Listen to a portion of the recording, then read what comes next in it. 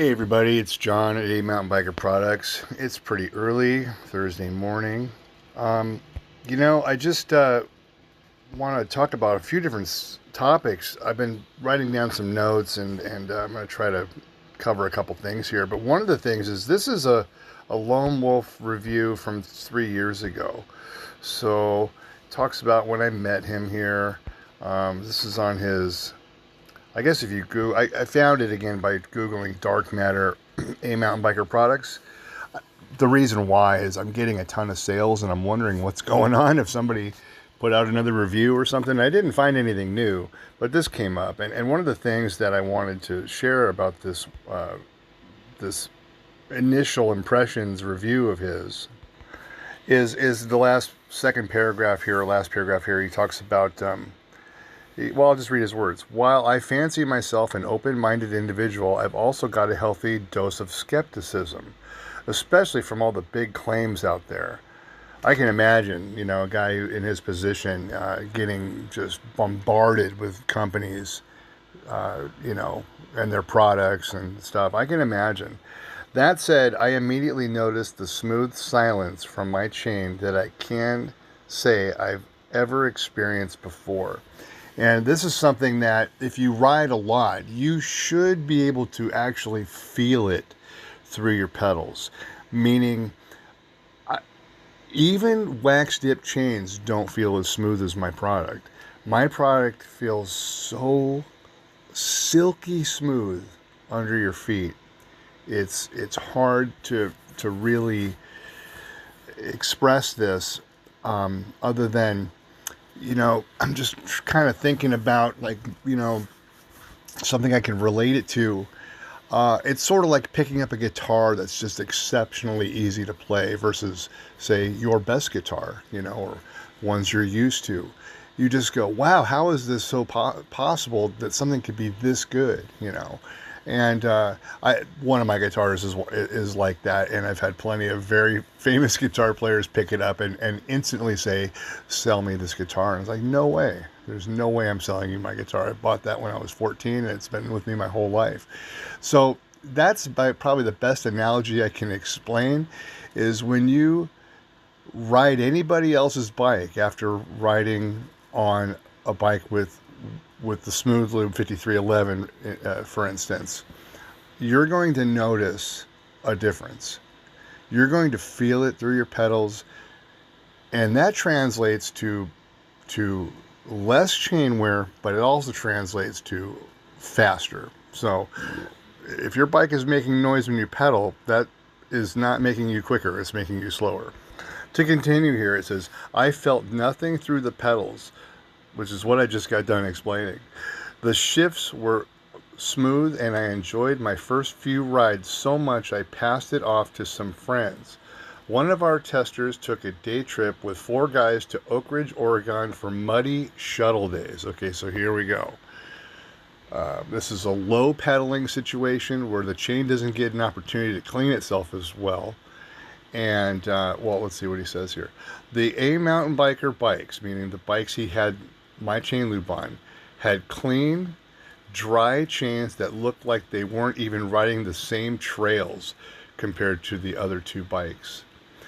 I received a few texts from him that day echoing my initial impressions. I will say the one caveat of this product is you need to apply it regularly and stay on top of the pre-ride lubing. A bottle goes a long way though, so we were happy to bust it out before every other ride to keep this level of smoothness going. So this is during the winter. He's saying to put it on every other ride, and that's what I recommend too for winter. You want to keep the freshness of the lube on the chain. There's a couple of ingredients that evaporate away over time. So, when you put it on, it's really good straight out of the bottle, 20, 30 minutes after you put it on. In the winter, it's dry, and in summer it's dry in 10 or 15 minutes. Winter takes a little longer. But then once it's on the chain and your ride is over, there's ingredients that evaporate away slowly over a period of days. So, putting it on fresh even if just a little bit, not a full application, but just a little bit to re-wet it, that's a good idea as well. The product reliquefies itself. So let me do a comparison here. Like house paint. When you paint, say, a wall in your bedroom, that latex paint, when it dries, the new paint isn't going to reliquefy the old paint. Okay, this is the situation with most other lubes like Squirt and Finish Line and all these other ones. You know, there's so many out there. Okay, these ones build up, and eventually you have to strip them off. Because my product reliquefies itself,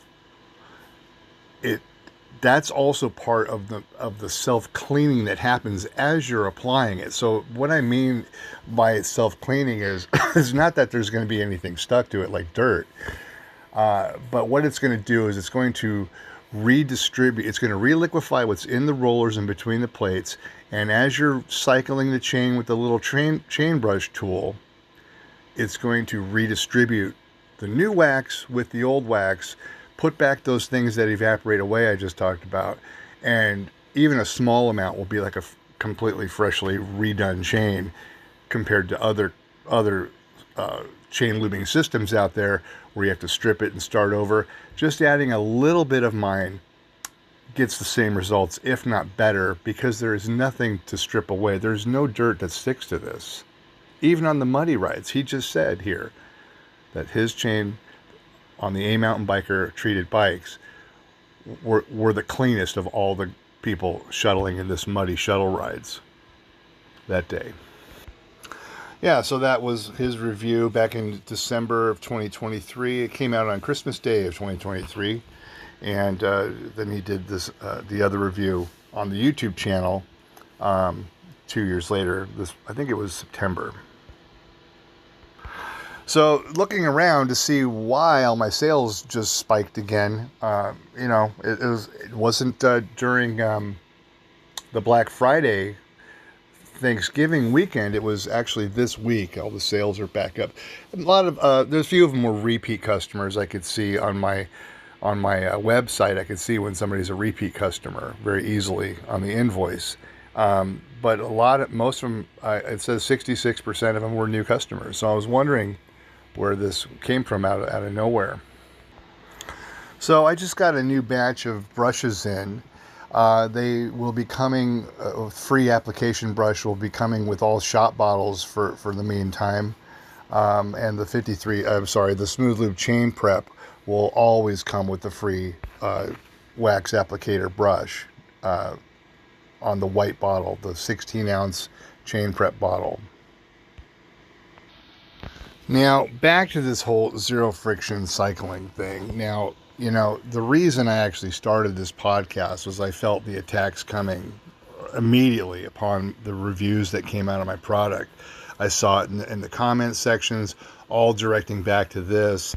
And since I started my podcast here, they have really backed off on any slamming of other products. So it started out with the Friendly Fire GCN Ceramic Speed Disaster that I started commenting on because I could see what was going on there. And then next, after that, it's been nothing but, you know, they talked about their endurance chip, but they're just talking about other products that are not Chainwax. The last 1, 2, 3, 4, 5, 6, 7, 8, 9, 10, 11, 12 videos have not been about any other wax products on the market. They've changed their sort of demeanor from being this guy is very pompous and you know, I could say a bunch of adjectives about this guy on the channel here, but he's changed his tune. So they're back to reviewing other mountain bike and cycling accessories, okay? Which, when I thought about Silka, I was like, you know, isn't that the bottle cage company? Don't they just make like a bunch of accessories for bikes? And I guess they make some pumps, and so now they're out there slamming all the other pumps on the market. You can see mini pup test, press to cycle, go far away. You can see there spraying and press to cycle fun updates, mini pipe pump lifespan, flex tail time. Now they're talking about bike lights. So this, if this doesn't help prove that zero friction cycling is in cahoots with what's the name of the company again? Silca. This is a very telltale sign they're in cahoots together. And zero friction cycling is just part of the Silca marketing campaign. And I think they've lumped in a couple other companies. I think it's probably a situation where the Rex Wax actually makes the product for them, and that's why they put them up at the top as well. And then they've got Ceramic Speed in there because they have a lot of data they provide, and so they're all in together, this little business venture, to make it look like it's not just Silca's marketing designed exclusively, but by getting three companies promoted. And like I said, it looks to me like the Rex Wax with their facility that they have for a 50-year ski wax company. It's most likely that they make these products for these people, and that's why they're promoting these people at the top. This is not organic. This is a design test, and it's biased. So you can't really. The reason I'm saying this, I'm going to show you right now. So going back to this review by Granny Gear, and I'm going to see if I can stop this thing from playing and just show you the latest comments here. You can see what I'm talking about. It's very easy to see and very clear to me. I've been in marketing for 30 years. I can see what's going on. Okay, so he's got his pinned comment here about storaging and then here we go. You've got a tip from Josh about Silca. When you want to apply lube, the best way is to put your chain in the biggest bright. Well, I don't agree with that at all. I think for their super thin, watery lube, that might be best. That way it doesn't get all over the middle of your cassette, because it just runs right through the chain. But anyway, the point is, immediately, comment number 1 with 12 likes is promoting a Silca product. Let's see here. And then here, comment number 2, I bought some of my product, is talking about, and didn't want to use a crock pot. Anyway, the chain is now quiet. Thanks for the great video. So that's great. The number 2 comment, and this, YouTube does some funny things with the comments. It usually puts the one with the most likes up at the top. So this one only has 3, but let me show you a couple things. Well, it's another comment about my product here. So this one here, though, it's a customer who does like the 1.2, and I think this guy's in Arizona, and I remember talking to him. But here, he's promoting the zero friction cycle to see if he's aware of this product, and that's pretty innocent there, but pretty sure. Here's another one. Forgot to mention my lubes leaves the chain so clean. It won't. If you touch it, it doesn't get on your hands. Water is never an issue. It's great stuff. Let's see here. And then it's back more to Josh Portner, Silca, talking about using hot water and a hair dryer and things. Let's see. Last time I looked it up a couple days ago, and I was shocked at some of the other stuff here. Here's a guy who uses squirt who likes the toothbrush, just an applicator. And then here we go again. Here's one from about a month ago. I would love to support the little guy, but he's going to have to help himself and have zero friction run a batch. So, zero friction has no credibility because they promote products they sell. They sell products they put at the top of the test. So I have no way of believing what they run my product through will be the same test as what they put the products they sell through. This is asking your competition to test your product and hope they say something nice about it. They have no incentive to say anything nice about it. And since they have tens of thousands of subscribers, they're not going to promote anybody else. So this whole thing where people in the comments are leaving these discouraging comments towards my product, they're going to the competition and saying, let the competition test your product. If the competition okays it, I'll try it. Well, that's just, that's if that's your logic and that's how you make your decisions, I feel bad for you. You're easily manipulated. Sorry about that. Here's a guy talking about he does silica wax and he does use the drip lube, but it's very expensive. I don't think he's even willing to try the product. He says, I don't think that it's much different than other products, just branded well. Yeah, that's true.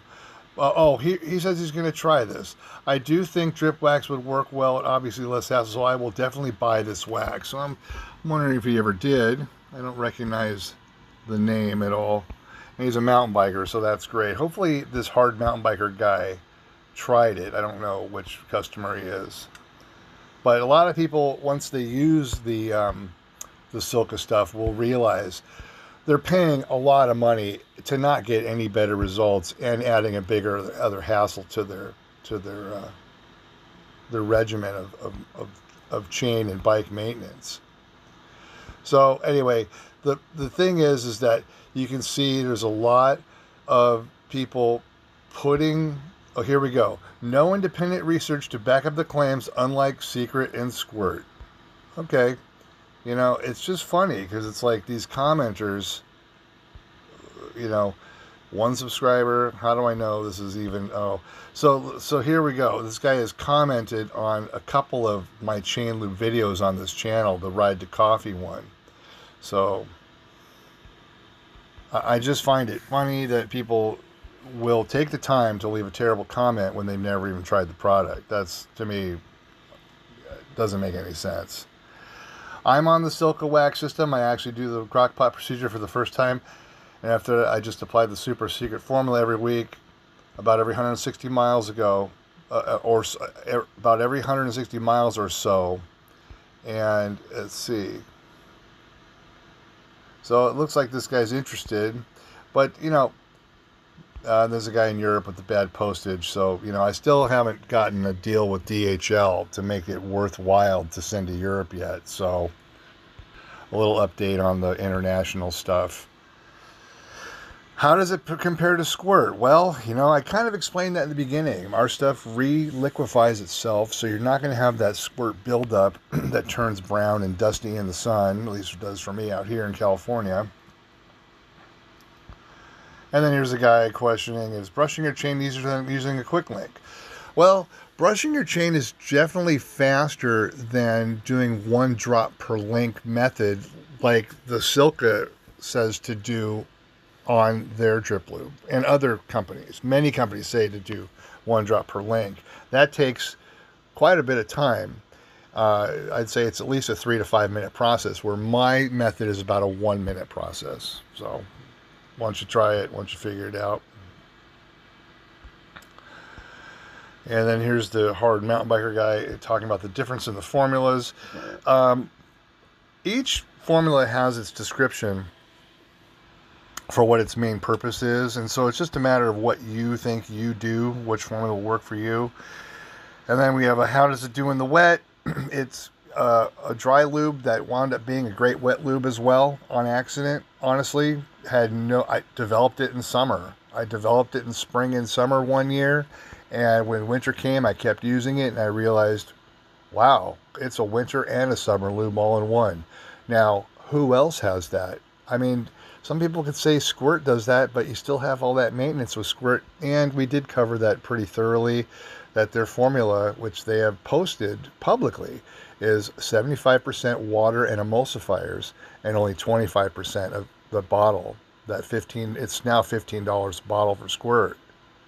Only 25% of it's wax. Mine, it's the other way around.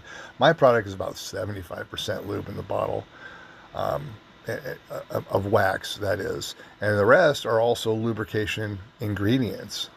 So you're getting a lot more for your buck with mine, and it's better for your chain and the mileage. Squirt does not compare on the mileage, meaning the chain life. Mine is in the thousands and thousands and thousands of miles. I would say you could probably get 10,000 miles on a road bike chain with mine.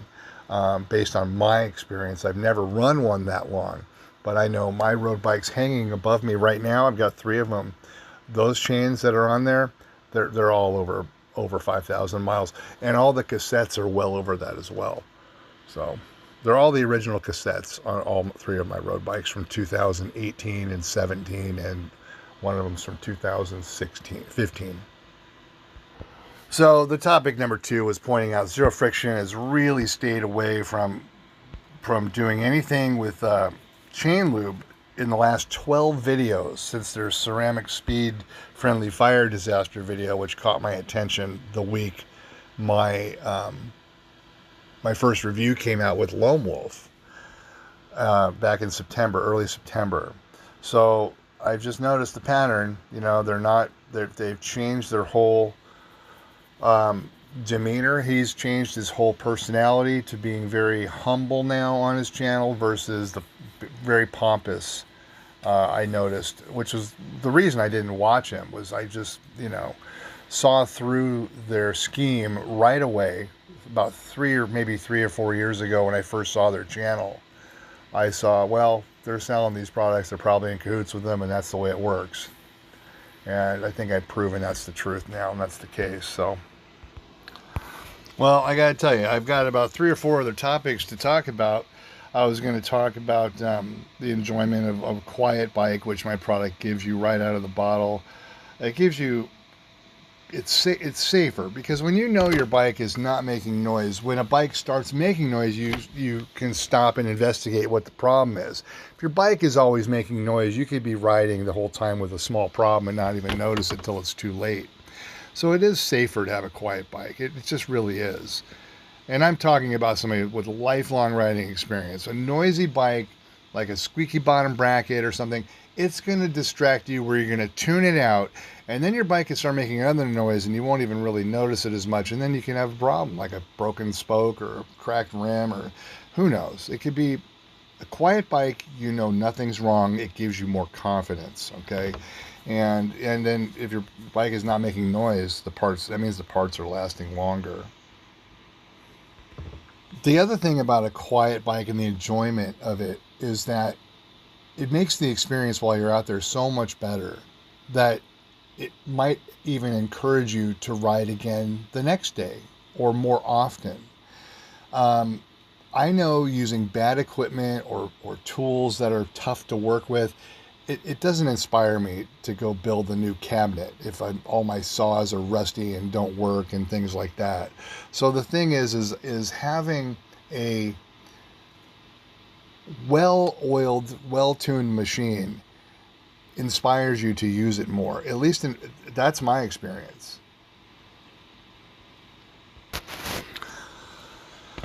So there's a couple other topics I was going to come to this podcast with that I'll save for another one. Covered the Silka stuff, and let's see.